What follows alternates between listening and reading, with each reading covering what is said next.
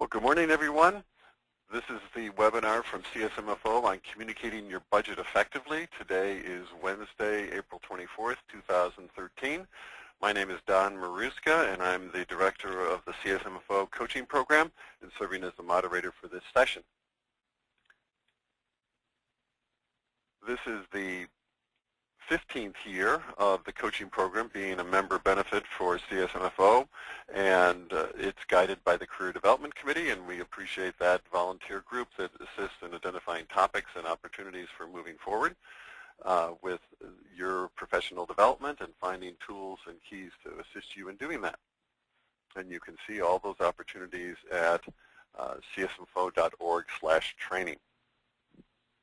So just as a quick overview for today's session, we are going to be identifying some of the problem with budget documents. What are the things that tend to make them difficult for internal agency members and for the public and elected officials, and then what are some suggested solutions for addressing them.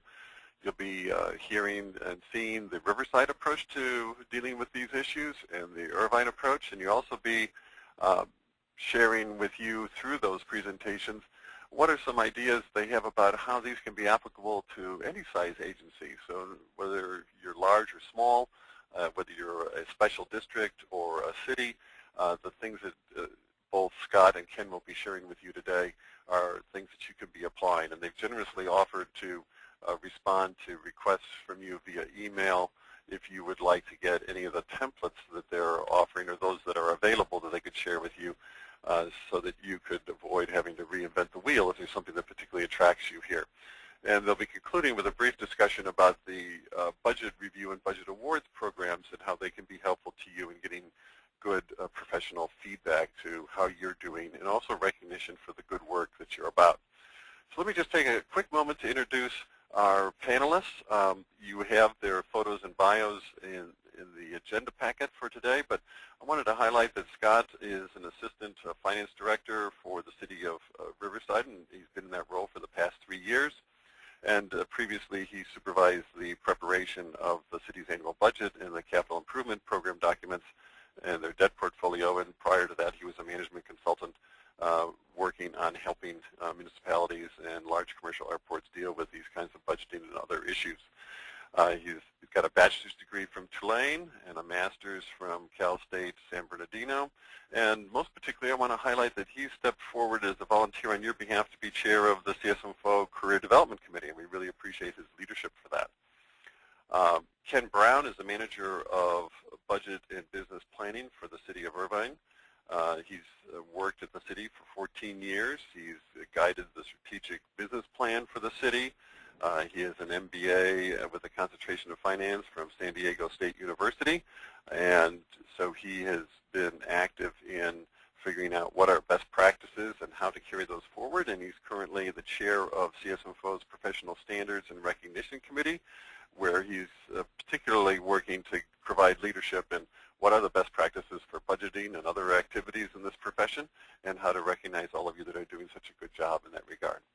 So we'll be having some polls and other things along the way, and I want to now turn this over to Scott. And Scott, let me give you the controls here, but I'd be glad to support you at any time when you may need it. All right. Well, thank you, Don. Appreciate it. Good morning, everybody. Today, sorry, Don, I'm not getting control there. There it goes. Sorry about that. So today's topics that we're looking to cover are several things. First, we're going to look at problems that are commonly found with budget documents, and then look at suggested solutions that we have from looking at other agencies and our own that could be helpful for you. And then lastly, Ken and I are going to each cover the approach of our two organizations, and then end with covering some information on budget award programs.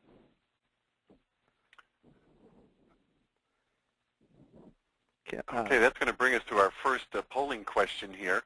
For those of you that are CPAs and are seeking to earn continuing professional education credits, the requirements from the state of California are being implemented by CSMFO, and that is require you to answer 75% or more of the questions over the hour-and-a-half period. So the first one that we're going to offer here, and these questions are also not just to help those folks, but also to give us some feedback, in this case, about how well we're attracting groups to participate in these sessions so that we get a sense of how well we're able to assist organizations in spreading this information out into their organizations by having groups participate. We'll also have other questions that will be coming up that will be related to specifics about the budgeting process and what your practices are and what things you'd like to look at from today's webinar. So it'll be a good way for you to be giving some feedback and interacting and staying alive and alert and engaged with this webinar.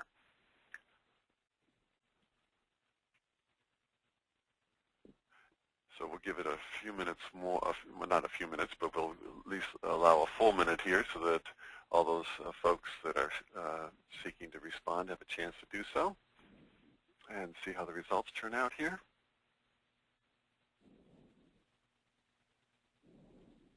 And again, the requirements for CPE credits were identified at the time of registration so that you know what those are and how they're applied.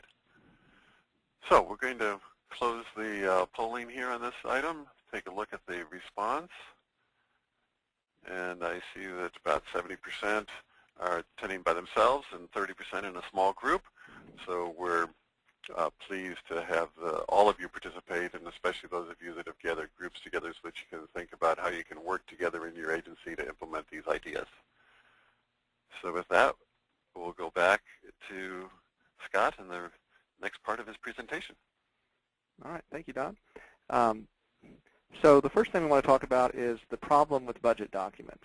And the primary problem with budget documents is that they're complex and confusing. And that's a situation that can be made better or worse depending on the format and the content of the budget document. Commonly, obviously, there's lots of numbers in these documents, and there's lots of financial terminology that's not going to be familiar to the general public and perhaps even to some elected officials and reporters and others that may be using the document.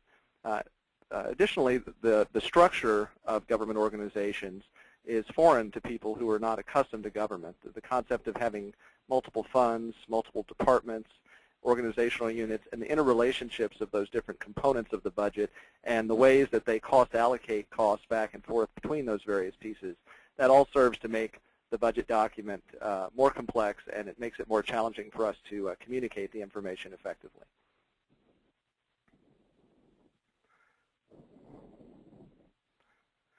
The impact of confusing or inadequate budget documents, several things. First of all, it can result in a failure to communicate the problems and the solutions to elected officials and to the public. And that can result in incorrect perceptions of the fiscal health of the agency, either in a good or a bad way. And then when that information is not presented in a good way, the press can pick that up and they can find incorrect conclusions about the information, and that can result in negative press coverage. And then obviously, if the budget document is not communicating information effectively, you can end up with little value to end users, and that can include the staff in the organization. So for example, if your budget document is being shared with your police departments, your fire department, other departments, if the information is not clear for them, then it's not going to be of value to them. Common failures that we see, and I should mention that both Ken and I have been budget reviewers for a number of years for GFOA and for CSMFO, and so in seeing budget documents, you tend to see things that across organizations are oftentimes failures in the budget documents. The first one of those is inadequate summarization. And so, one of the most important things to do when you have a very thick document is to have a summary in the front that is clear and concise and that conveys the information that's most valuable to the end user. And so when budget documents don't adequately summarize, then those people that are not going to read into all of that detail fail to understand the organization. Kind of hand in hand with that problem is the problem with inadequate narrative. When you have lots of numbers, it's very important to describe those in writing and talk about the issues you face, the structure of the organization, and so forth. And so not having that detail in writing then allows people to draw conclusions just looking at numbers that may not be correct. Another problem we see quite frequently is inconsistent numbers. And so, it's very important to look through the document and make sure that when you add up the different sections of the document that the totals in the front match all the pieces in the back, and that you don't have rounding errors or different versions of data creeping into the document, because those sorts of problems then call into question the overall document. Even if they're minor variances, it makes the end user that's reading the document wonder, why those numbers don't match. Another issue is lack of flow, and what we mean by that is it's common in budget documents for the document to have a feeling as though it's a number of separate documents that have been put together into one document. And so if you don't have a flow to the document that sort of starts with the beginning and has a middle and has an end, that breakup of the document where people are moving back and forth to the back to appendices and so on can really impact the usefulness of the information. And then lastly, the other problem that we see often is a lack of charts and graphs. And there's also the opposite problem, which is that there sometimes are too many charts and graphs. And so picking where you utilize those and how they're utilized is very important. And we have a lot of examples later in the presentation where we have some good ideas that we've seen elsewhere and that we use ourselves of how you can use charts and graphs to tell your story and to convey the message that you want to convey. So all of those things combine into two terms, understandability and usability, and those are sort of scoring components, if you will, of the budget awards programs. And so no matter how good the financial information is, and no matter how much care has been put into putting the document together, if it's not understandable and it's not usable by people, then the document has failed really in its primary purpose, which is to communicate your budget information. So budget documents can be detailed still without seeming complex or confusing. And how do you do that? We've talked about it a little bit on the previous slide. Executing the summarization in a way that's well thought out, that gets the right points across to the end user, and being thorough in that narrative so that you're conveying a message that's what you want to convey and not letting people draw their own conclusion. Keeping those numbers consistent, having logical flow, and using those charts and graphs thoroughly. And then lastly, having clarity of content and execution throughout the document. Okay, that's going to bring us to our next polling question here, and that is that Scott and Ken would like to know something about the background and roles that you play so that they can appropriately target the remainder of their comments to what you're dealing with as your day-to-day activities. So let me turn to the next polling question here and see what your responses are. Now, if you're with a group of people, you may have multiple answers to this question because different ones of you are playing different roles. So, again, we'd like to get some information about the audience to best respond and support you in getting the most value from this particular presentation.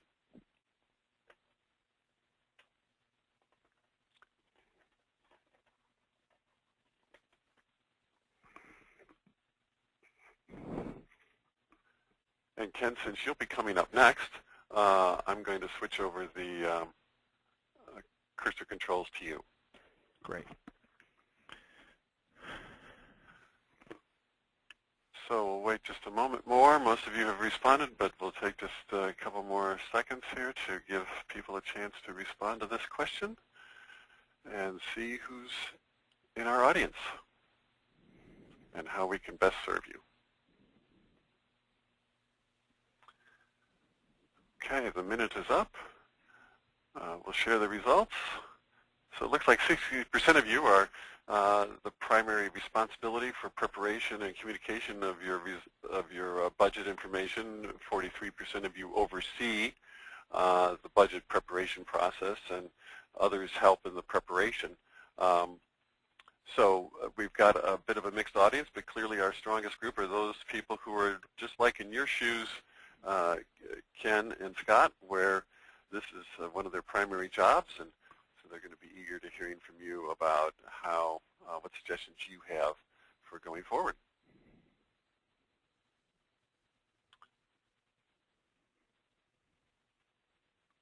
So there we go. Ken. Thank you. Good morning, everybody. One of the goals that Scott and I have for our presentation this morning with you is that we're practitioners just like yourselves, and when we attend something like this or view something like this, we like to learn and see best practices and see real practical examples that we can use in our everyday work. And as we move forward in this presentation, you're going to see a lot. We really tried to provide a lot of examples that we use to communicate budget information that we hope will be helpful to you. we all learn from each other, and we all, some of the best practices out there in the awards programs, it's a great opportunity for us to all, grow together and doing the best we can to communicate this very important information. In terms of suggested solutions, Scott's already touched quite a bit on budget document organization, and this, it means a lot of different things, but for me, one of the important factors when I open up a budget document, I want to see consistent formatting in the pages. I want to see, even headers and footers. One thing that is always a bit troublesome to me when I look at a budget document is when I see a lot of landscape pages instead of portrait. When you switch back and forth, that can be difficult. So those attention to details like that can really go a long way in making your budget document look solid and present a nice appearance to the viewer. Also, it's important to have thorough explanation of terminology and business processes. One way you can do that is very helpful is to have a glossary and acronyms section in the back of the budget document. And I'll give you a quick example. Sometimes when I'm reviewing a budget of a agency or organization that I'm not familiar with, one thing I might do right away is if there's any question, I might look in their glossary for, say, fiscal year, and oftentimes a good budget will define what that organization's fiscal year is. So, it's paying attention to details like that. You also see more and more hyperlinks to the web in a glossary section to different organizations mentioned there. Thoughtful use of charts and graphs. They say that a picture is worth 1,000 words, and that is so true. So that is wherever you can. We'll talk about this, throughout the presentation. But summarizing data is so important. And then also thoughtful implementation of performance measurements. There's many books out there on good performance measurements. We're always trying to improve what we do. This last year we were reviewing some of those same books and trying to, come up with, improve our own. And, we can always do a better job of that. But, I think as a, just a quick example, I think, our police department, for example, we have some great performance measurements on there. For example, percent of priority, high priority calls that are responded to within a given time frame. And that can be really meaningful compared to, say, like, number of AP checks processed or potholes repaired. I mean, that gives you an idea of work and magnitude, but it doesn't necessarily tell you about effectiveness. So there's some examples there of different kinds of performance measurements. And I'm having okay, there we go. Organizing the document like you're telling a story, introduction, beginning, middle, end, appendices. To me, a budget is really very much like a story, and a budget presentation is like telling a story. You really need to think about how you're communicating information. That's very important to think in that way. So what does that look like in a budget document? I think one of the most important parts of a budget is a transmittal letter, and that is so important. It really sets the stage for the most important highlights of your budget for the upcoming year. Community profile. Scott and I have an interesting debate back and forth on that. I think probably his approach is probably technically right, but I still stick to my my argument. I like to have the community profile personally near the end of the budget document, just because I think that most people reviewing our budget are already familiar with our organization. But if you have a lot of people viewing your budget from outside the area, it is very helpful right up front to tell your agency story and give the key facts about your organization. You want to be sure to highlight what are the priorities and goals of your organization, and that can be done very nicely in your transmittal letter. A guide to the document so that when you open it up, we talked about how documents can be very confusing, but if you open it up, there's a nice introduction. It tells you what each chapter within the budget document it does, what the purpose of it is, where you can find different pieces of information. That can go a long way to helping you to navigate a document. Budget summary overview, detailed data, and then a limited amount of supplemental data. Oftentimes, one of the things that I learned over time is, for example, resolutions. We used to have those up front, and one of the benefits of participating in awards programs like CSMFO, budget reviews programs, is you get great comments back from people. And so over time, one of the things we did to improve our budget document is to move those resolutions and some of that more technical material back to the appendices and to keep it out from the front of the document, trying to reduce clutter. All right, explaining terminology and business processes. I think it's important, to take the time to educate the reader about the document that they're about to open in terms of the transmittal memo and the introductory chapter. You can talk about, what is a budget, how is the budget developed, what's in it, what are the accounting and budget frameworks within which we operate. That could be a question, and you really want to have that, spelled out there. And certainly, financial policies. I think some agencies, do a great job. Some do better than others in terms of comprehensiveness of their financial policies. It's included within the budget document, and that can really give you a feel for what that agency is all about. So after reading a budget document, an informed reader walks away with obviously a better understanding of your organization. There's less misconceptions. I think, for example, it's really important, in your budget transmittal memo, you have the message that you intend to convey, and that's where you have a chance to really work in those key pieces of information. For example, during the recession, we were relying on one-time resources for a period of time to balance our budget, and so very, very, very important for us to have within that message right up front, the sources, the one-time sources that we were using, so that message was very clear on what we were, how our budget was balanced. So that is one of those key pieces of information. You'd also want to talk about, any major program changes in your budget right up front. New positions, you can talk about that, why you're funding new positions. For example, if you changed your vacancy rate, partial funding of positions, oftentimes, you may have a new, let's say a police officer funded in the budget, but they may be you intend to hire them halfway through the fiscal year, so you may hire them at 50, budget 50% of their pay. It's very important to, at some point, someplace in that budget document, I think the transmittal memo is an ideal place, is to highlight all those major changes and to make sure that the message that you are sending is the message that you intend to convey. You also want to be sure that you're presenting a positive view of the organization and also of your operational policies and transparency. This next slide shows graphically how the budget process works, and it's a real nice way to essentially show, that during different months of the year, as you're leading into the budget hearings, you're working on, many different budget related efforts that coalesce around that final budget meeting, typically for us in June. And so there's a lot of steps to get there, and this is a real nice way to just very simply present that. It's another great example of how a picture is worth 1,000 words. This next chart here is a great use of charts and graphs.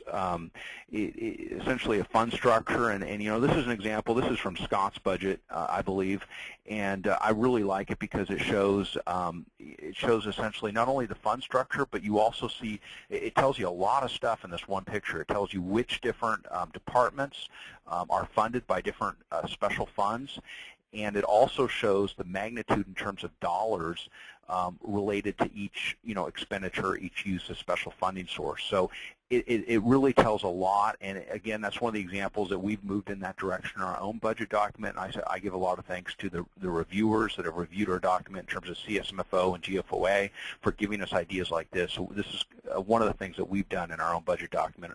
We've moved towards this kind of presentation. Again, in terms of thoughtful use of charts and graphs, here's an example. You see, 10-year revenue history for one of our major revenue sources, sales tax, and what you saw, at the beginning before it focused exclusively on the 10-year sales tax history graph, is you saw a little bit of some narrative, and what we've done over time is we used to have a lot of different information in our budget document on the different components of sales tax, different components of property tax, and what we've tried to do is really condense that down to what is the most important information that we're trying to present. And the bottom line is, this kind of presentation shows you what you need to know. It shows you a nice 10-year history, very easy to read, very easy to understand, and it gives you a presentation. Gives you some justification for your revenue forecast. What is your revenue forecast based on? So this has been very effective for us, and it's something that we have in the last couple of years moved to a presentation similar to this, just trying to simplify and make best possible use of charts and graphs. This next example that I'm going to share with you is interesting because this is actually, oops, excuse me, driven by one of our council members. Thank you. This is we call this at Irvine our goal card standard, and it's actually something that one of our council members has asked for over the years, and we now include it, in our presentations because it is something that he looks for, and that our council member does tend to use in terms of communication with his own constituents. And so it basically tells a story of effectiveness and efficiency over time, and it's sort of an example of what it basically says is cost per capita that's inflation adjusted over time, and it contrasts that with our population. And so it's basically a story that's very meaningful to us that's been here for many, many years. And so I just share that because it's not too often that you actually have something like this that a council member looks for. And with that, I'll turn it over to Scott. Thanks, Ken. So continuing on with the examples that we have here for you, the one that's up now is one that actually came out of our budget document that we used a few years back, and we've since switched to something else. But I think it's a great example that really turns your budget information into something that the general public can understand by taking something as simple as a dollar bill and breaking that up into slices and talking about the fact that 40% of that dollar bill goes to the police department or 14% goes to general government, and it relates those services to something that somebody can easily understand. The example here, this is actually out of our budget in brief, and this is another example of doing something with your budget information that can get the point across to your citizens of how do their dollars get used by the government. And so in this example, you take the concept of a candy bar that's sold in the city and then convert that into sales tax revenue, and then talk about how, if you buy 32 million candy bars across all of your citizens in a year, the city can buy a fire truck. And so for us, we've gone out of our way to try to educate our citizens about the impact of spending their dollars locally in our city and what that does to bolster the finances of the city. So if you buy your car in a neighboring jurisdiction, that's impacting services in the city, for parks and firefighters and other things. And a graphic like this really helps get that point across. On this slide, Ken talked earlier about consistency and that being something that he looks for in budget documents, and that really is important. One of the things that I see a lot in budgets that I review is different sections of the document that look like they were prepared by different people, or perhaps they were prepared at different times, and so certain areas of the document are fresher than others or different than others. And the problem that creates is that every time a user of the document who hasn't seen it before comes to a new format, they have to reorient themselves to the way that looks. And so one thing that we do in our budget document, and these are some examples out of it, and I have some other examples later on of full pages, but we try to keep all of the charts and graphs consistent. So whether you're looking at a summary of the whole city, summary of the general fund, personnel information, CIP information, all of the charts and graphs have the same standard color scheme, the same format, the same size, and so it makes it a lot easier for the user as they're going through the document. They don't have to reorient. They can just concentrate on the data and not on how the data is presented. The next thing we wanted to talk a bit about is performance measurement, and this is something that in budget award programs is highlighted, although, for example, in GFOA it's not mandatory, but it is encouraged. And one of the challenges often that we see in budget documents is that performance measurement is implemented incorrectly or insufficiently, perhaps is a better word. In its best form, performance measurement has a sort of layered approach. And so at the highest level, you have goals for your entire organization, typically that would come out of a strategic planning process. And that's something that would normally be found in the front of the document, either, as Ken mentioned, in the transmittal letter or perhaps in a separate section following that. And that information that's provided up front to the end user that's looking at the document would then be in their mind as they're looking through the rest of the budget. And so as they come to sections that deal with each department, they're going to be able to understand how those departments are helping to meet the goals that have been set by the citizens and by the City Council. And so in those department sections, ideally, there's going to be long-term goals. And so, for example, in our city, what we've done is we've said each of our departments, we're going to limit them to 5 long-term goals. And so we don't want to have one department with 15 and one with 3. We want to have consistency, again, so that as the users using the document, they see a common thread between all of those departments. And so each of those then is linked to the citywide strategic goals. And so it's obvious in the document. It's actually laid out, and I have a slide later with a picture of it. It's laid out in sort of a graphical format in a table where you can see those connections between the department goals and the citywide goals, and that those items are meeting the legislative priorities.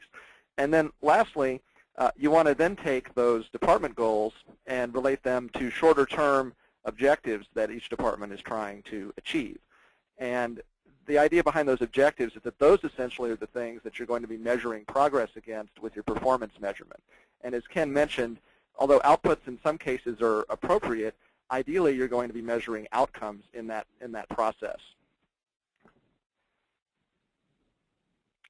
So why performance measurement? Well, obviously, you're telling the organization's story to the public and the elected officials, but more importantly, you're illustrating what's being done with resources. And that's ever more important in the current environment of constrained resources, of educating the public of how are their resources being used by the government.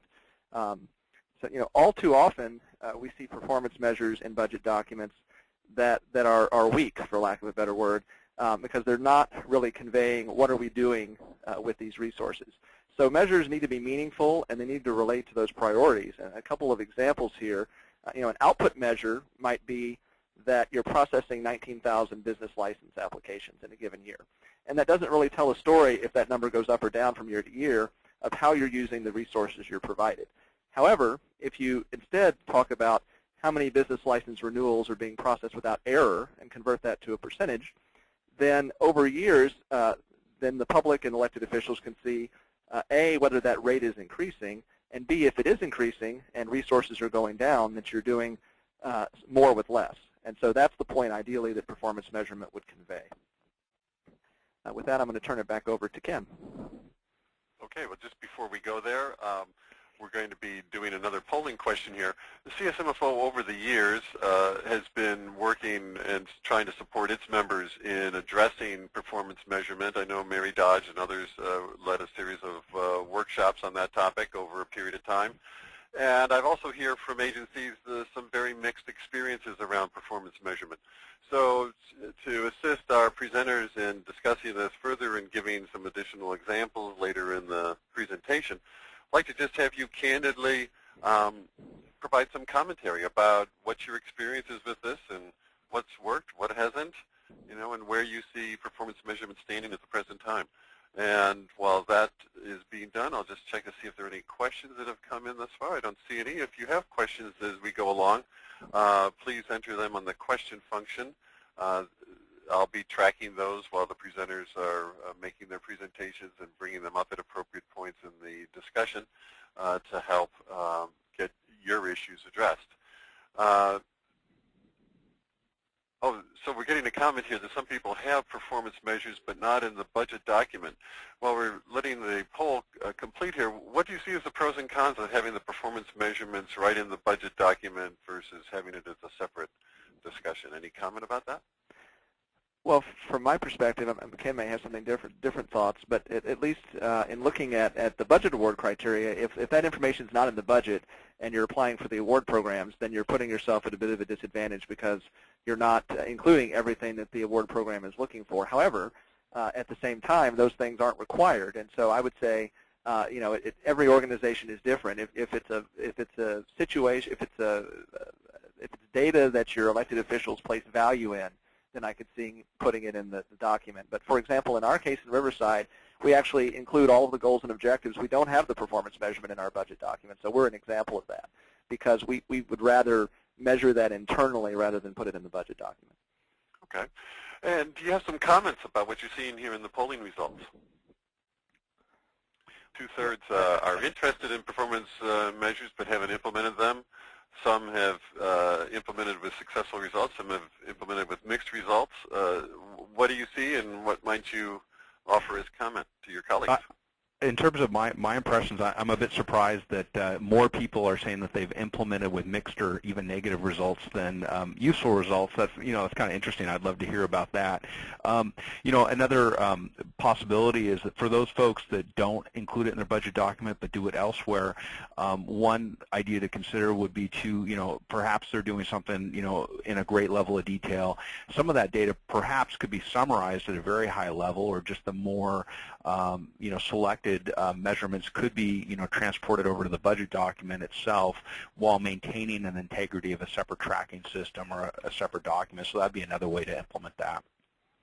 Okay.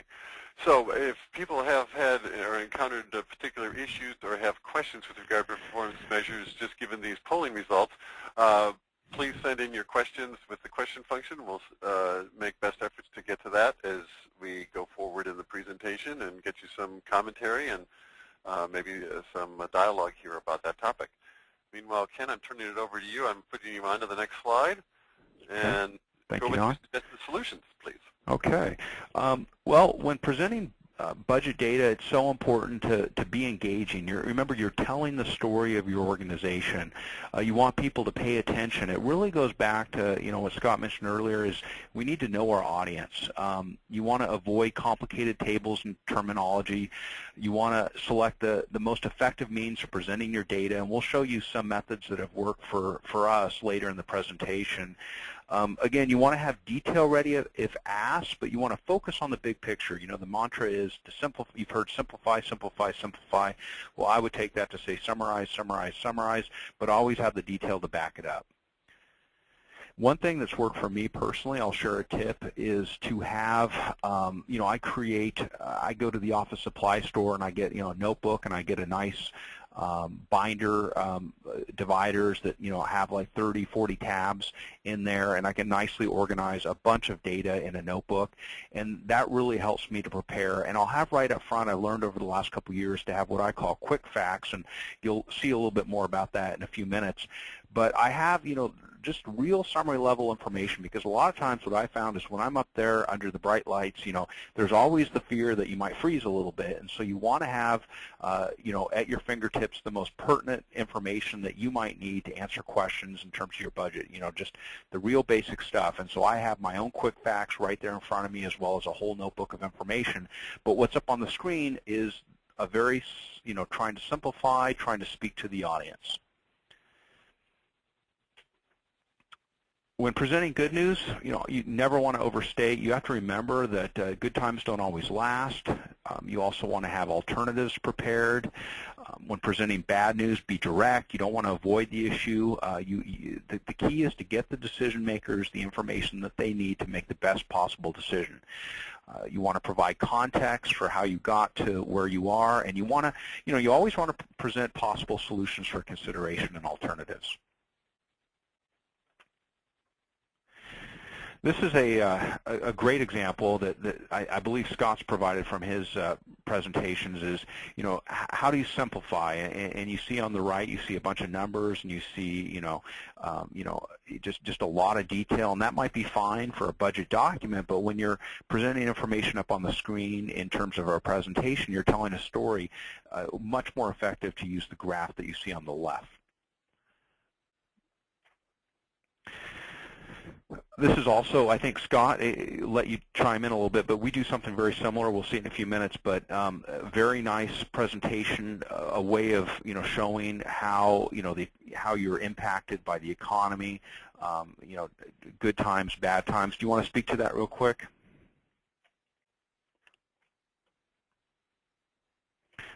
Okay, I'll move on.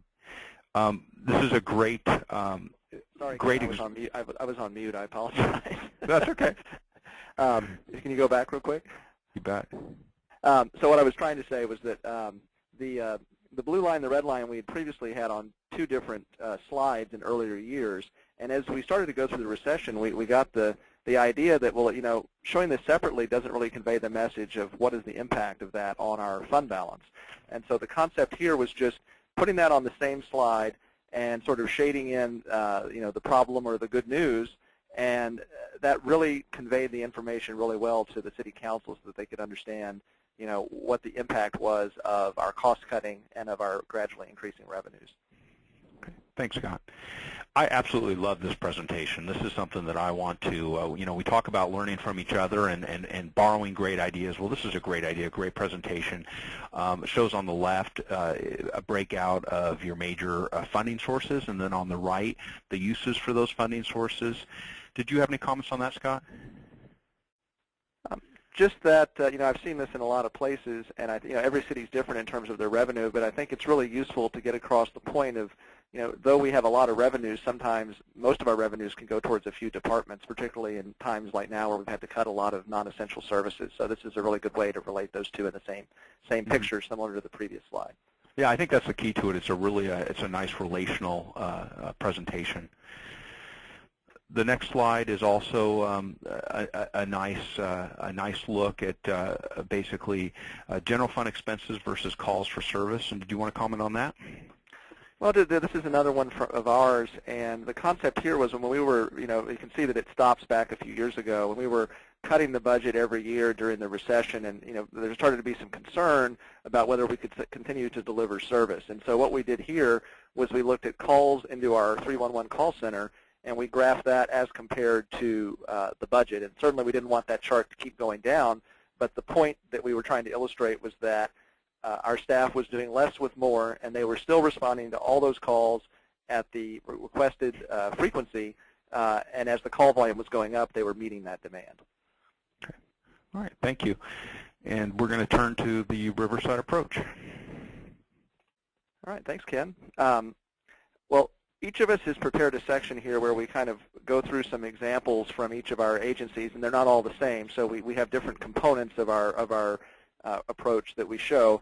A little bit of background on Riverside. We wanted to just share a little bit about our organizations for anyone who's not familiar with them. Riverside is in Southern California in the Inland Empire region. We're to the east of Los Angeles. We have a population of a little over 300,000 people, and we have about 2,700 FTEs in our budget. Total budget for the city is just over $1 billion, and we have a general fund budget of about $221 million. One other thing we wanted to mention in our presentations, we go through these slides, you'll see a lot of documents, and we wanted to let you know about what kind of budget staff our organizations have. In our case, our budget staff consists of one budget analyst in finance, and then a portion of myself. And then we have a decentralized budget process where we have analysts out in the various departments. But all of the documents that you're going to see here are prepared either by me or by our budget analyst. And so though we're a larger organization, we have a fairly small staff. And so these are all things that I think anyone can prepare, whether their organization is large or small. The first thing that I wanted to provide an example with is our budget in brief document. And this is something that we redesigned about 5 years ago. We used to have a slightly larger budget in brief, and we tried to distill it down to a single 11 by 17 sheet that's folded in half. And so this is a pamphlet, color, front and back, 2 pages, that the mayor uses at his night out events around the city, that we use in meetings with the public. And it's something that provides the minimum amount of information, but it includes a lot of very important information for the public to understand. And so on the front page here, what we include is just some high-level summary information about the overall city budget, not numbers, but in a pie chart format. And so what that's showing, it's hard to see on the slide, but the content there essentially is what are all the revenues for the entire organization, and then which funds and which departments do those resources go to. And then lastly, we include over on the side a listing of the City Council's strategic goals. Though we don't go into detail in the budget and brief about how those goals are implemented, we thought it was really important that that be here on the front page so that people know what the priorities are that their elected officials have set for the city. When you open that document up, there are 2 facing pages inside, and on your left side you see a page on the general fund, and we have a couple of paragraphs that just explain what is the general fund, because someone opening this for the first time may not know what a general fund is. And then we have that graphic that you saw earlier with the fire truck so that they can get a sense of how they're having an impact in their daily life on the resources that the city has. Then on the right-hand side, we have, again, some similar pie charts for the citywide slide, but also here some actual numbers that talk about our primary revenues and our primary costs by department. Facing page to that is a capital improvement program summary. You'll see that the same formatting goes throughout the document. explains what is a capital improvement program, and then explains how does that relate to the budget. And so it sort of connects the dots for why is the CIP not the same thing as the budget. And then on the left, explains over the 5-year period, what are we doing and how are we doing it.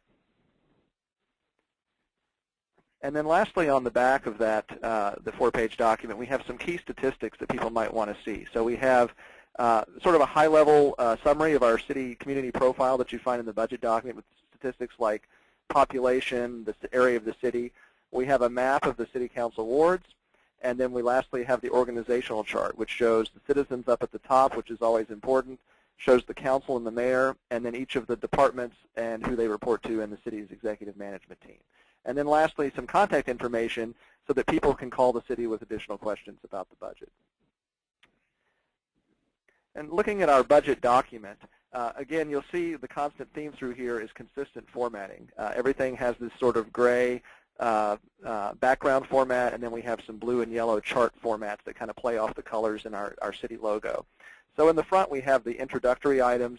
We have that transmittal letter that Ken talked about. And then the community profile, as Ken said, we have a difference of opinion on that. In our case, the reason we have it in the front is just a thought that we have a lot of people from rating agencies and others that may be looking at our budget or our CAFR, and so trying to give them an orientation to the city. And we actually have our economic development staff work with us on preparing that community profile. So it's about a 10-page narrative that has some tables and charts, but also really goes a long way to telling the story of the city so that people leave with a positive impression of our organization if they're not familiar with us. We have those strategic priorities, and so we have our strategic plan discussed in here as well as the city council's goals, and that's about a 6-page section that goes into describing that process. And then lastly, a guide to the budget, which is a section that talks about what's in the document, what's our accounting terminology, how is everything organized, so that people get oriented before they get to the numbers. And then we get into the numbers with a budget summary section, which is some cities have the transmittal letter sort of serves as the budget summary as well, which is perfectly fine. In our case, we've chosen to have the budget transmittal letter be at a higher level and be something with the city manager communicating to the council. And then we have a separate budget summary section which talks about the city as a whole and then about all of our major funds with some more detailed information than what's in that transmittal letter. And you'll see here again, the top part of the graphic on the left is a citywide page. The bottom part is a general fund page. And you'll see that the format is essentially identical. So we're keeping that consistency throughout the document so that once someone has seen the citywide summary, when they get to the general fund or the water fund, et cetera, they don't have to waste time trying to understand what's on the page because they're already familiar with the information and they know right where to go to get to the information they're looking for. And then as we get into the more detailed numbers, Ken mentioned the landscape versus portrait pages, and that's very important. And we try, to the extent possible, to never have landscape pages. We have, I think, 3 or 4 in the entire document where it's just too much information to fit. And so we've been creative about how do we structure those tables so that they'll fit on a page in portrait format so that they stay consistent with the rest of the document. And even when we have those larger tables, we still try to keep that same color coding and look to them so that they're not inconsistent with the others.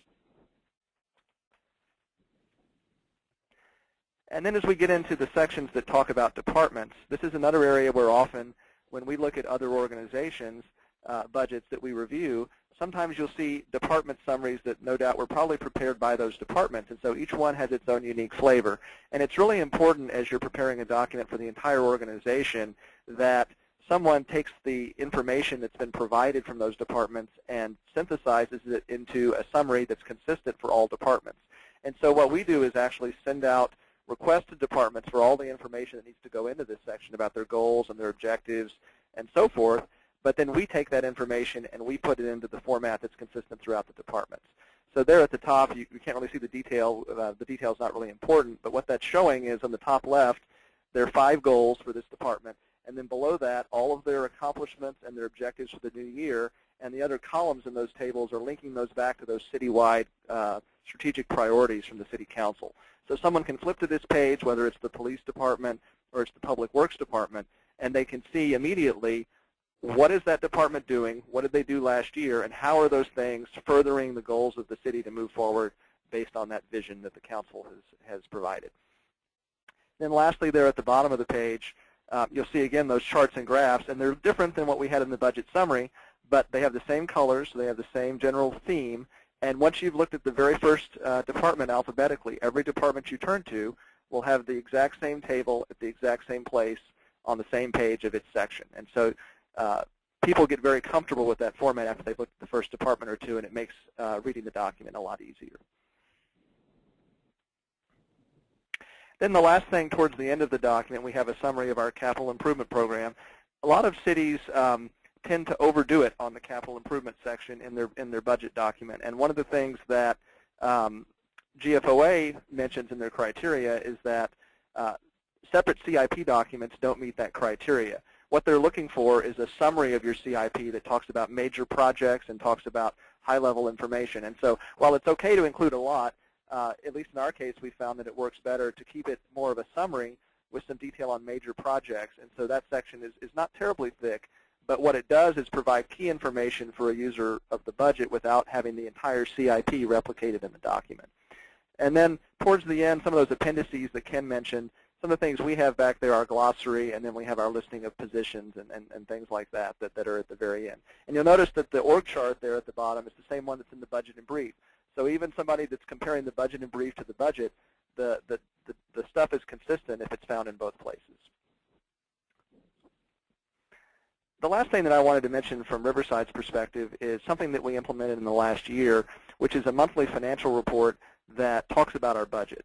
And so we've had a monthly financial report for years that's gone to the City Council on consent calendar, but it talked about data in sort of a CAFR focus, if you will, didn't provide budget versus actual information for the current year because of all of the carryovers and grants and mid-year appropriations and things that go on in the budget process that confuse it. And so we set about the goal of finding a way to convey budget information that would relate it back very easily to the budget document.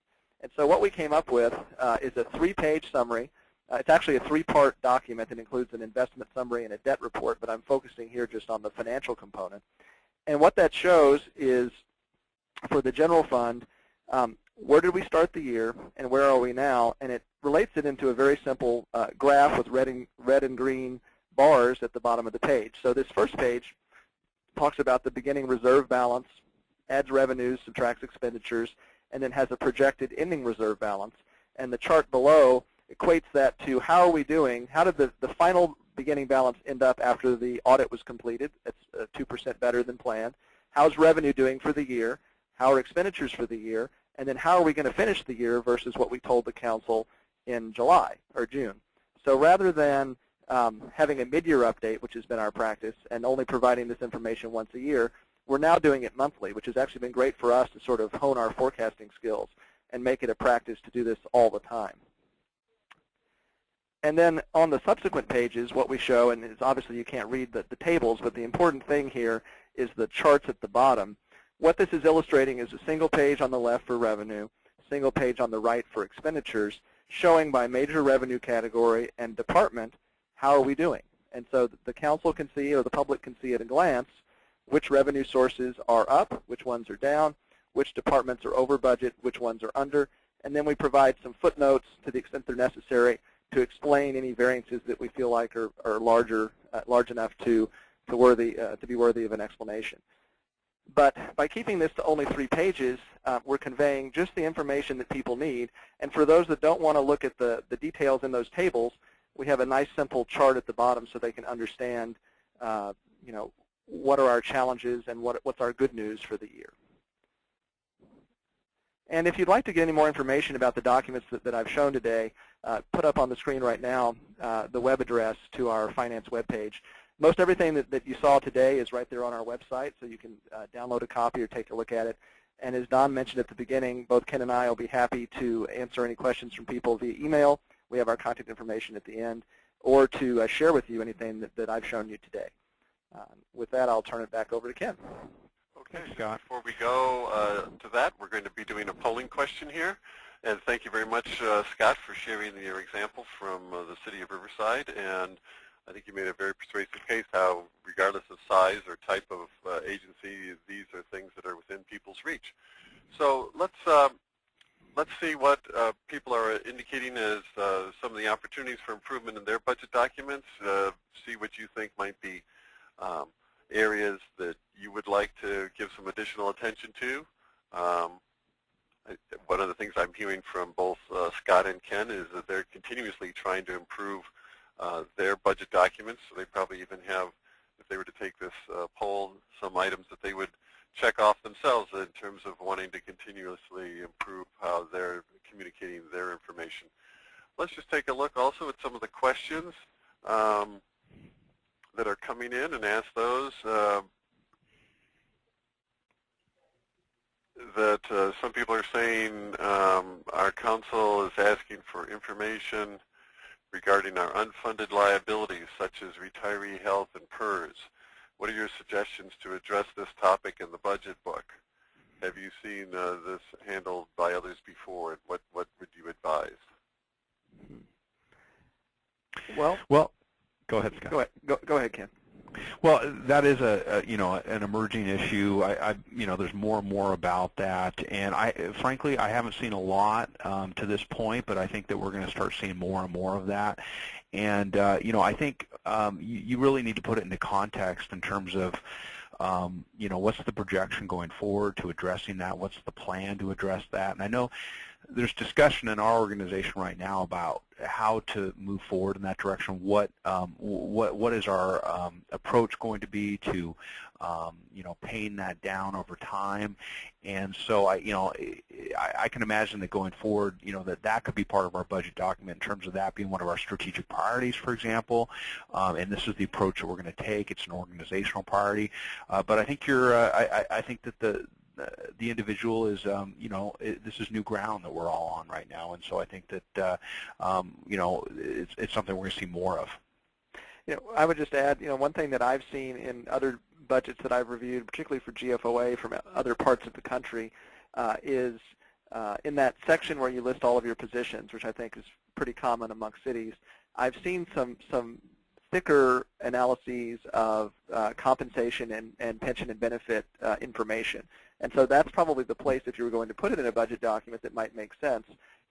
We've had some conversations about doing that in Riverside, and one of the things that makes me a little hesitant about including that in the budget document is that, other than information that you'd find in the CAFR, anything that you put in that's a projection is just that, it's a projection. And so some cities have a multi-year financial plan that they put out there for the public, which is certainly something that's a best practice and good to do. We've chosen a different path, and we keep those documents out of our budget because we've had some concern that, forecasts are always wrong.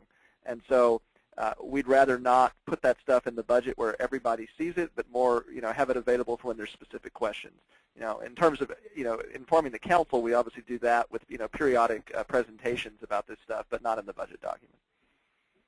Okay, some quick comments about what you're seeing in people's responses to opportunities for improvement in their budget documents. Clearly, they're zeroing in on the kind of thoughtful charts and graphs that you're offering, and so you might be getting pinged with people asking for your templates, or first go to the websites for each of these, and we're going to see Irvine's in a moment.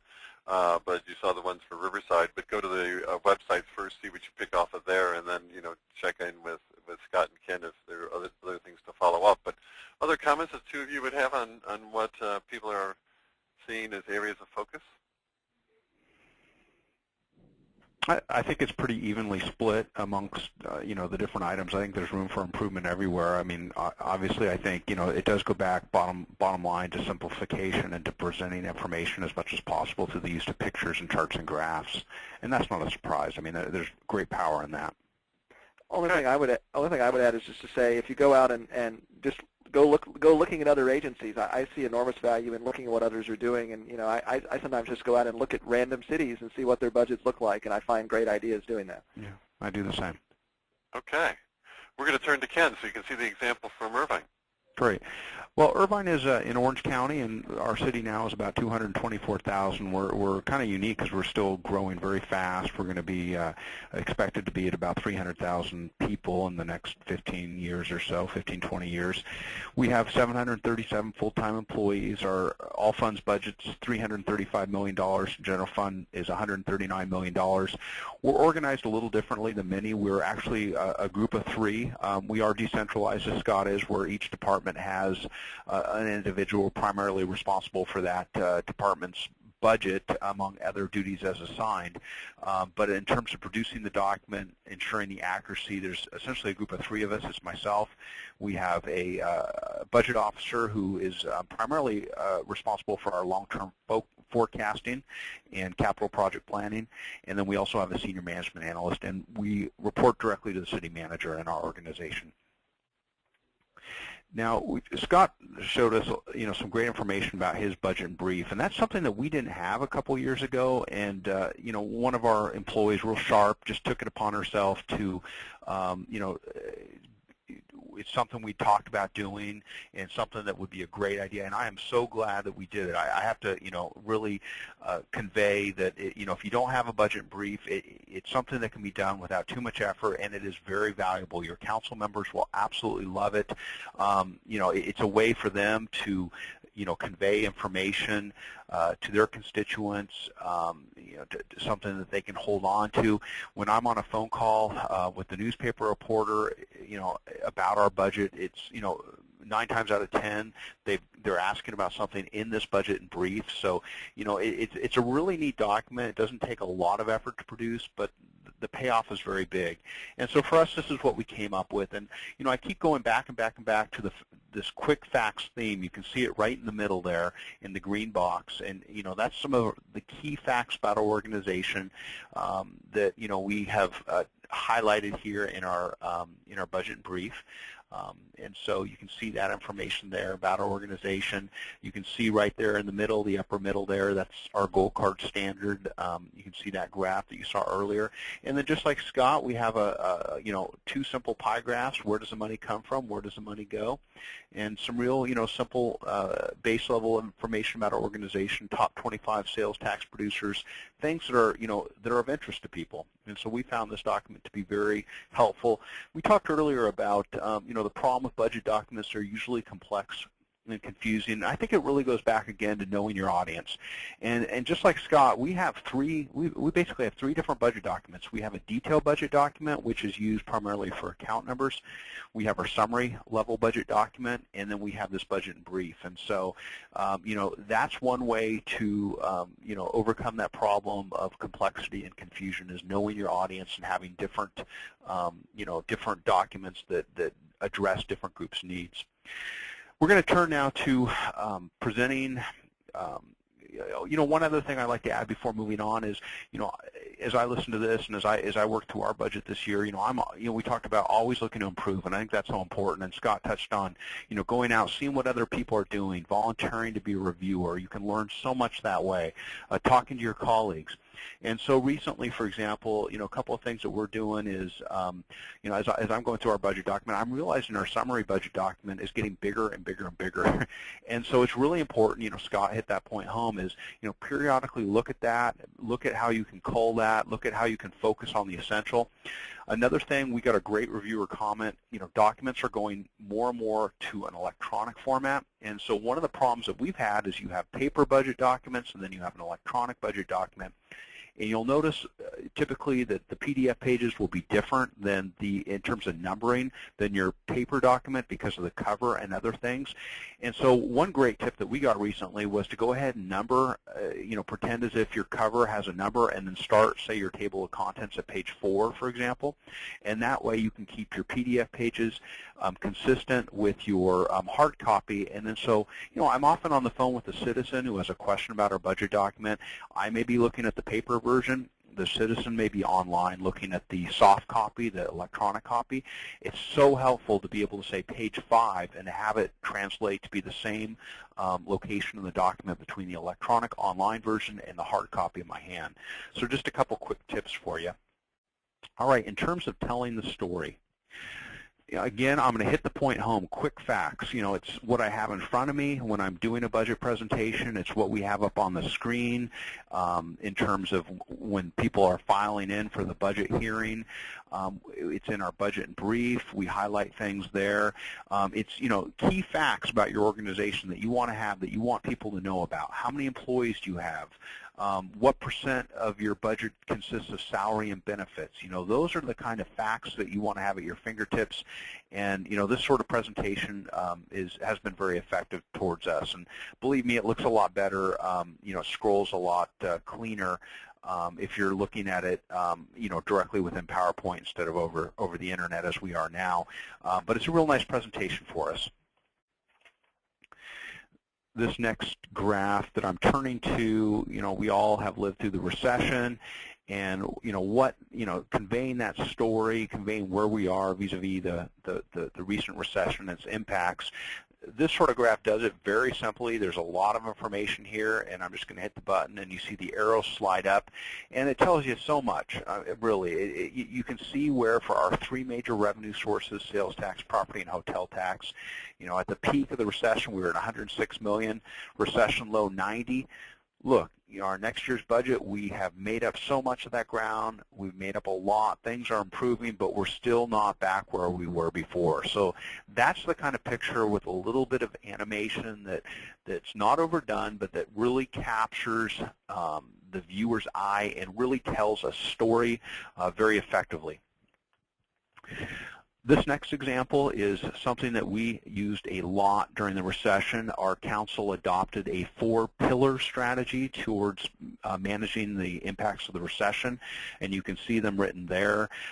Essentially, we called it our bridge plan for getting through a 3-year period of the recession, and that was our strategy as outlined. And so something like that really powerfully conveys the city council's chosen approach at that point in time towards moving forward. I really like this presentation. I think this is something that all of you could use. For example, what this does here is, I'm going to move forward here, and you can see the check marks, mark off on the screen, and I think that is a really impactful way to say, hey, you've accomplished these things. During the recession, you've maintained core services, you've got your contingency reserve funding back up to, your target level, you're funding infrastructure rehabilitation. So, you can just see those check marks. That just goes a long way to emphasizing visually, highlighting the core of your message in your budget story.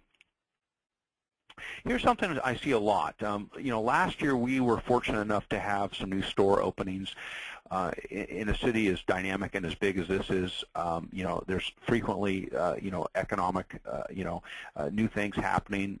And so last year we just happened to have, several stores opening, several major stores. And so this is a slide that we use in our budget presentation to really emphasize that visually. And I've seen other cities. I saw Huntington Beach, I believe, actually put some logos for, I think they had a new Costco opening last year among some other businesses, and they actually put them right in their transmittal message. And I thought that was an interesting approach. I thought it, same kind of idea as it really conveys the sense of, of what's going on with your local economy. This slide here is, in our last year's budget presentation, it was so important to me. It really is not a pretty slide, but it's the meaning behind it is very important. And essentially what it's saying is that our last year's budget, as it was adopted, was balanced to the use of certain one-time funding sources, and this is what they were. And it's a complicated story. You go back and do the math, but basically the bottom line is we wanted to convey, it was so important to us to be sure that in our presentation, in our budget message, that we conveyed this important piece of information, that we had a $4.7 million gap between ongoing and ongoing expenditures. And I always joke, I guess we call them, I guess ongoing is a good word. We used to call them one-time, but a lot of times you find that those one-time sources, come back to you in a different form another time. So I think ongoing might be a better choice of words. But that was a really, I just present that because that was a really key piece of information I felt like in our presentation last year. This approach here, this shows, just like Scott, we do monthly reporting on our budget. And, typically what we do is we show, hey, we're outperforming our budget. And in 11-12, we had a budget, gap or use of one-time sources, one-time measures. And so, essentially, I give credit to our city manager on this, is he turned the axis upside down. The reason I wanted to share this with you is it's so powerful. Just the fact that, the meaning of it is changed. We could have shown us outperforming, our revenue or our budget estimates, in which case by June you would see that our outperformance, it would be somewhere around $6 million or $7 million or so. But instead what we did here is at our city manager's idea direction was to show how we were clawing back from the use of one-time sources, and by the end of the year we balanced our budget to the tune of about $1 million. So I think the way you present information is so powerful, so important, and this one, the way that the axis is turned upside down, really the meaning of it changes dramatically, and very important to consider those elements. This next graph is similar to what Scott used. It shows our ongoing revenues versus expenditures, and there you see our bridge, our motif, go in and show for that 3-year period, show how we're using some one-time measures for that 3-year period, and you can see visually the gap between ongoing revenues and ongoing expenditures, and you also see the two lines ultimately moving together at the end of our 3-year bridge plan as essentially our operating revenues and expenditures are in balance. So that was a really powerful. We used that for several years actually. This presentation format, very, very, very powerful for us, very effective. We got a great idea from our friends at City of Anaheim in terms of it's becoming more and more important not just to communicate with the public and council members, but you also have another constituency, and that is your own employees. And so our city manager asked our team to provide a very summary level report to our employees, essentially, that we post on the intranet. And I'm going to give you a quick example. This email goes out to all our staff, and it essentially provides them a link to click on that every month. And if they have questions, they can call me. And this is really the central motif. Again, you're looking for something impactful, simple, and what we came up with was this thermometer. And essentially what it says is, at this point in time during the year, we had a budget gap that was adopted of about $6.7 million. We're clawing our way back. We'd outperformed revenue or outperformed our estimates to the tune of $3.2 million, and we're clawing our way back, making up ground. And this is an example of the rest of the report. Really, the thermometer is the key. At the lower right, it's kind of small, it's hard to see, but there is a link to a detailed, probably about an 18-20 page report that we present, a monthly budget report that we present to our Finance Commission and City Council. And again, this is an example of do as I say, not as I do, because that detailed report, I think Scott talked quite eloquently about the importance of summarizing that and how they really put a lot of thought into making it concise. Sometimes though, in our case, we had a legacy report that's been going forever to our Finance Commission, and what will happen over time is the report will evolve, and it's hard to remove things. But there's always requests for additional information. So I think that this approach is very nice. It's a 2-page front and back that this is what the employees click on. And frankly, when the mayor, for example, is asked for monthly budget briefings, he gets the large 18-page report. But when I go to talk to him, I really speak off this. Of course, I have the detailed information at my fingertips, like we talked about earlier. That's important. But you can speak to this. I mean, really, that thermometer, for example, is the key message. For additional information, feel free, of course, to, as we mentioned earlier, to call either of us, or you can also find most of these documents on our website. Okay, great. Thanks so much, Ken. And let's go to another polling question here. And what you've been hearing from Ken and Scott is some information about how often they report to the public or to their own internal staff. And thought it'd be interesting to learn what the practices are that you're following in your agency. So you can click off as many of these different times of reporting that you do, and we'll see what some current practices are. Meanwhile, I'll take a quick look over at any other questions that have come along.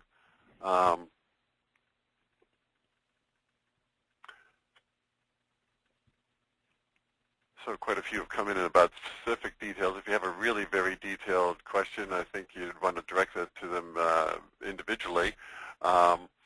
They were asking about what software programs are you using to produce these documents. Do you produce them in-house or do you contract it out? And then, when are these monthly reports actually produced? How many days after month end do they come out? So some comments about that. First, let's go to the software. What software are you using? Are you doing it in-house or are you going outside? In our case, we use 100% Microsoft Excel and Word. So everything you see there is produced in-house with Microsoft products. And for us, pretty much the same. We of course, do some graphics in PowerPoint. Occasionally, for example, for the bridge motif, I think we had some help with developing that bridge in a graphical program. In terms of the monthly reporting, we used to use Excel. We still do, but we've started using a program called Municast, and I'd highly recommend it. We've used that for a couple years now. It really helps to automate the monthly reporting process. You essentially download the information from your financial system into Excel, and it does a real nice job of, can do graphs, and it basically summarizes the information into variance reports. So I would highly recommend that. And in terms of timing, we try and report within 30 days after month end. For us, it's similar. We're usually 30 to 45 days, depending on the workload of the staff. All right, and some people are asking, where did you get the training to prepare these charts and graphs, et cetera? Where did you learn by doing?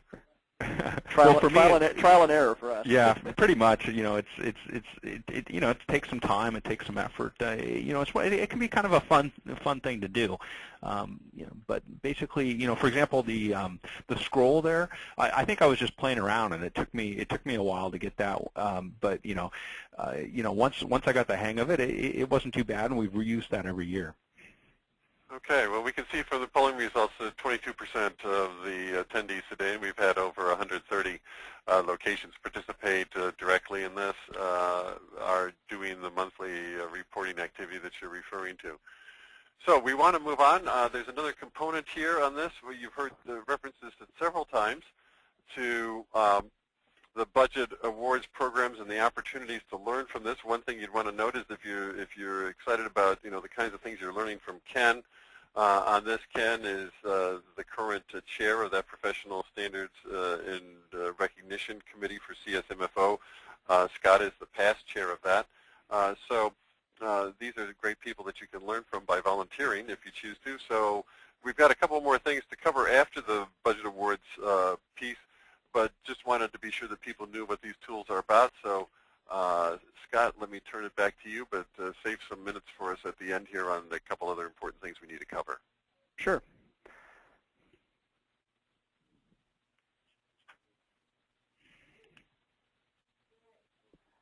Well, we wanted to just mention that there are two budget awards programs out there that are available to us in municipal finance. And the first is a GFOA Distinguished Budget Presentation Award, the second being CSMFO's Operating Budget Award, and we actually also have one for capital budgets. The criteria for both are somewhat similar, but the important thing about both that we wanted to mention today is that they're both great opportunities for really meaningful feedback on your budget. The important thing to recognize about the programs is that they're not measuring the soundness of the budget's recommendation or the underlying policy. I know that sometimes the media in particular thinks that if a city received a budget award, then that's an indication that they have sound financial management practices. But what it really is saying is that your document is serving its intended purpose, and it's communicating information effectively to everybody who's using the document, and it's meeting a set of criteria for what's included in that document. And so probably the most important thing, at least in our mind, about participating in these programs is that there are opportunities for continuing improvement. And so as best practices change, you'll get ideas. If GFOA, you get 3 different reviews every year. With CSMFO, until you've won the award a number of times, you get 2. And so you can, if you apply for both awards, get as many as 5 different people's opinions, in some cases from other parts of the country, about what's good and what's bad about your document. And what I found in my experience, having done this for, I guess, 8 budget cycles now, is that no matter how many years we're in the program, we get new comments every year, and some are good, some are bad, but there's always something that we can take away from the process to make our document better. And because of that, we see value not only in getting the award, but in getting that feedback. So that's really the thing that we want. Go ahead. Well, I was just going to add, too, that, volunteering to be a reviewer, what Scott said is absolutely true. And then conversely, being a reviewer is also an opportunity to really focus on what other agencies are doing and to really apply the knowledge that you're learning in terms of evaluating other budgets as well. So that's a great opportunity as well. And some of the best ideas that I've gotten from other agencies has been in budgets that have been sent to me by GFOA. I might get a budget from Washington State or from New York or, Illinois. And you never know when you're going to see something in there that you've never seen before that is just amazing. And so at least every fifth or sixth budget that I get, probably, we have an idea that, we rip the pages out and put it in the file for next year. So.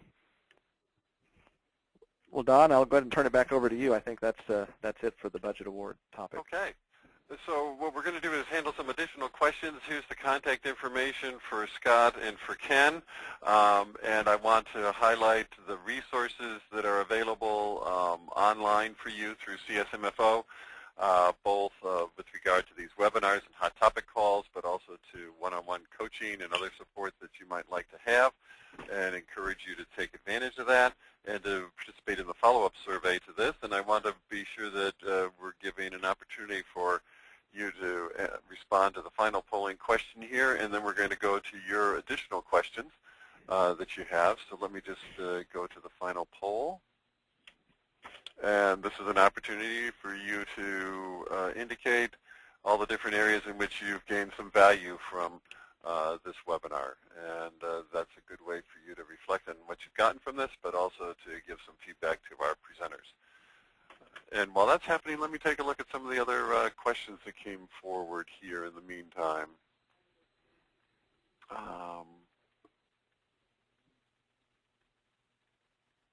People were again asking, they wanted to confirm, I guess they're very amazed by what you accomplished with just a couple people, but again, your key point is that these are things that you can accomplish with a small number of staff using out-of-the-box tools that most everyone has already on their desktop and can learn how to use by putting them into practice. But again, Scott, it's you and an analyst that are the primary people in Riverside, is that correct? Yeah, we have, it's a little bit of an unusual organization. Similar to how Ken is in the city manager's office, we have two budget analysts that are in the city manager's office rather than in finance, who I don't count as part of that team. They handle the actual budget process where they're working with departments to build their budget, and they do a lot of other things too.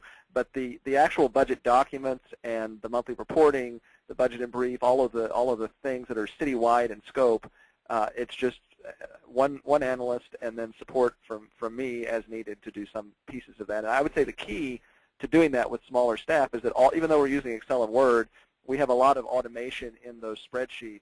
And we export data from our accounting system and our budget systems directly. So there's steps we've taken to simplify the data extraction, sort of like what Ken mentioned, that make it a lot easier to produce this stuff quickly. Okay, and the budget people that you're identifying, are they doing this, is this a year-round job working through all these things, or are they doing it just at particular targeted times of the year? Again, people are trying to get a little bit more read on what is the level of resources applied here. Well, we have one principal analyst who all he does is budget, and so he is the budget person, and he's essentially the person that assembles all of these documents. The monthly financial report I do myself, so that's something that I do with my time. It takes the better part of a day once a month to put that together. But other than him and his resources, he doesn't have any assistance from the analysts in the city manager's office or from the departments. It's all being done by that one person.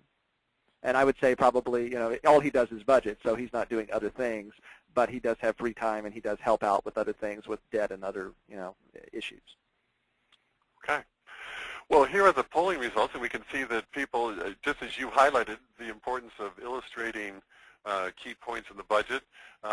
Your audience felt that your identification with illustrations of solutions was especially valuable, along with the templates that you were highlighting, and found value in each of the dimensions that we sought to offer to the membership of CSMFO through this webinar. So appreciate this good work. I am going to highlight as an experiment, we are recording not only the separate digital audio of this session, but also the a combined video and audio, so that if you have staff members you'd like to sit down and in essence have the experience that you had today of going through this and look at this, maybe a new person coming on or somebody that you'd like to have add to their skills and capabilities in this arena, we'll be making this available as an integrated video and audio presentation, so it'd be like you were online having the direct experience, as well as providing the opportunity for people to do this via podcasts and other